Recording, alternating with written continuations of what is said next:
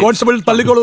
എല്ലാം, അതായത് ലൈഫ് പദ്ധതി അവസാനിപ്പിക്കും, കിഫ്ബിയിൽ നിന്ന് പണം എടുക്കില്ല, കേരള ബാങ്ക് പൂട്ടും, പിന്നെ ഇടതുപക്ഷ ജനാധിപത്യ മുന്നണി തുടങ്ങി വെച്ച എല്ലാ കാര്യങ്ങളും അവസാനിപ്പിക്കുമെന്ന് പറഞ്ഞാണ് തുടങ്ങിയത്. അതിൽ ഏറ്റവും ആദ്യം ഫ്ലാഗ്ഷിപ്പ് പദ്ധതിയായിട്ടുള്ള കേരളയിൽ വേണ്ട, പക്ഷേ ആദ്യമേ കേരളയിൽ നിന്ന് മറ്റേ സ്വാതന്ത്ര്യം എന്ന് പറഞ്ഞ പോലെ നിങ്ങൾ വേണമെങ്കിൽ രാഹുൽ ഗാന്ധി എന്ന് വേണമെങ്കിൽ പേരിട്ടോ, രാഗ റെയിൽ എന്ന് വേണമെങ്കിൽ പേരിട്ടോ, വിട്ടിട്ട് ഈ കാര്യങ്ങൾ നടന്നാൽ മതി. കാര്യം ഡെവലപ്മെന്റ് എന്ന് പറയുന്ന ഒരു ഗവൺമെന്റിന്റെ തുടർച്ചയാണല്ലോ. അടുത്ത വരുന്ന ഗവൺമെന്റ് ഈവൻ ദോ പോളിസീസ് ഒക്കെ ചേഞ്ച് ആണെങ്കിലും തുടർച്ചയാണ്. വേഗത്തിന്റെ കാര്യത്തിൽ ആർക്കും സംശയമൊന്നുമില്ല. കേരളം അതിവേഗത്തിൽ സഞ്ചരിക്കണം, വൻതോതിൽ സഞ്ചരിക്കണം എന്ന കാര്യത്തിൽ ആർക്കും സംശയമില്ല. ഞാൻ അതിന് മുമ്പ് ഒരു കഥ പറയാം. അതായത് ഉമ്മൻചാണ്ടി സർക്കാർ ഇറങ്ങുന്നതിന് തൊട്ട് മുമ്പ് ബുള്ളറ്റ് ട്രെയിൻ എന്ന് പറയുന്ന ഒരു പ്രോജക്റ്റിനെ പറ്റി സംസാരിച്ചു. അതിന്റെ ആദ്യ ഘട്ടങ്ങൾ അവർ മുന്നോട്ട് വെച്ചു. ഇത് നമ്മളുടെ വ്യത്യാസം ഞാൻ പറഞ്ഞുതരാം. ബുള്ളറ്റ് ട്രെയിന് മണിക്കൂറിൽ 300 കിലോമീറ്റർ വേഗത്തിൽ സഞ്ചരിക്കുന്ന ട്രെയിനാണ്. ഈ നമ്മുടെ ശ്രീ എം വി ഗോവിന്ദൻ പറഞ്ഞതുപോലെ അപ്പം കുറെ കൂടെ ചൂടാറാതെ നമുക്ക് കൊണ്ട് വിൽക്കാൻ പറ്റുന്ന ഒരു സംഭവമാണ്. കയറി അതിന്റെ പരമാവധി സ്പീഡ് എന്ന് പറയുന്നത് 180 200 പരമാവധി വേഗം. അതിന്റെ ശരാശരി വേഗം 130 ബുള്ളറ്റ് ട്രെയിനിന്റെ ശരാശരി വേഗം പരമാവധി വേഗം 350 കിലോമീറ്റർ ആണ്. ഇത് ആവറേജ് വേഗം എന്ന് പറയുന്നത് 260 അതായത് 130 ഇരട്ടി.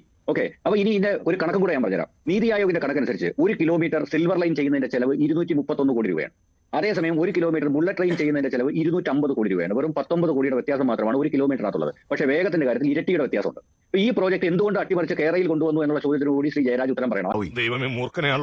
അതിന് പറഞ്ഞ 2 കാരണങ്ങളൂടെ ഞാൻ പറഞ്ഞുതരാം. അന്ന് പറഞ്ഞത് തിരുവനന്തപുരം മുതൽ കാസർഗോഡ് വരെയുള്ള ദൂരം 531 കിലോമീറ്ററാണ്. ഇതിനകത്ത് 11 സ്റ്റോപ്പുകളാണ് ഇപ്പോൾ കേരളയിൽ വിഭാവനം ചെയ്തിരിക്കുന്നത്. അന്ന് ഇവർ പറഞ്ഞൊരു കാര്യം, എക്സ്പ്രസ് ട്രെയിന് ഈ 11 സ്റ്റോപ്പ് പറ്റില്ല എന്നുള്ളതാണ്. ഒരു വളരെ ഒരു വിചിത്രമായ ഒരു ന്യായമാണ് പറഞ്ഞത്. എന്നാൽ ഇതിനെ കമ്പയർ ചെയ്തുകൊണ്ട് ഞാൻ മുംബൈ അഹമ്മദാബാദ് ബുള്ളറ്റ് ട്രെയിൻ പ്രോജക്റ്റിനെ പറ്റി പറയാം. Mumbai Ahmedabad bullet train project 500 kilometre മാത്രമേ ഉള്ളൂ. അതിനിടയ്ക്ക് 12 സ്റ്റോപ്പ് ഉണ്ട്. അതായത് നമുക്ക് 34 കിലോമീറ്റർ അധികമുണ്ട്. പക്ഷേ എന്താ പ്രശ്നം, 11 സ്റ്റോപ്പ് പറ്റില്ല എന്നായിരുന്നു ഇവിടെ മുട്ടാനായ. ഞാൻ ചോദിച്ചത്, അന്ന് ഞാൻ ഈ കേരളവുമായി ബന്ധപ്പെട്ടിട്ട് വന്ന പല ചർച്ചകളും ഞാൻ ആൾക്കാരോട് ചോദിച്ചത്, 19 കോടി രൂപയുടെ വ്യത്യാസത്തിൽ കിലോമീറ്ററിന് നിങ്ങൾക്ക് ഇരട്ടി സ്പീഡിൽ യാത്ര ചെയ്യാമെങ്കിൽ എന്തിനാണ് നമ്മൾ ഈ സെമി സ്പീഡിനകത്ത് പിടിക്കുന്നത്? ഇരട്ടി വേഗത്തിൽ യാത്ര ചെയ്തുകൂടെ എന്നുള്ളതാണ്. അപ്പം ചുരുക്കം പറഞ്ഞു കഴിഞ്ഞാൽ ഉമ്മൻചാണ്ടി സർക്കാർ വിഭാവനം ചെയ്ത ഈ പ്രോജക്റ്റിനെ മുൻ സർക്കാരിന്റെ വികസന തുടർച്ച ആവശ്യമില്ല എന്ന് പറഞ്ഞ് അതിനെടുത്ത് ഫയൽ മാറ്റി വെച്ചിട്ട് സെമി സ്പീഡ് പകുതിയായി കുറച്ചുകൊണ്ടാണ് കേരളയിൽ പദ്ധതി പിണറായി വിജയൻ സർക്കാർ വിഭാവനം ചെയ്തത്. അക്കാര്യത്തിൽ അദ്ദേഹത്തിന് എന്തെങ്കിലും മാറ്റം ഉണ്ടെന്ന് പറയാമോ? ശരി, ഡോക്ടർ ബി ജയരാജ്, എന്നിട്ടാണ് വികസന തുടർച്ച കിട്ടേണ്ടതൊക്കെ കിട്ടിയല്ലോ, സമാധാനമായല്ലോ.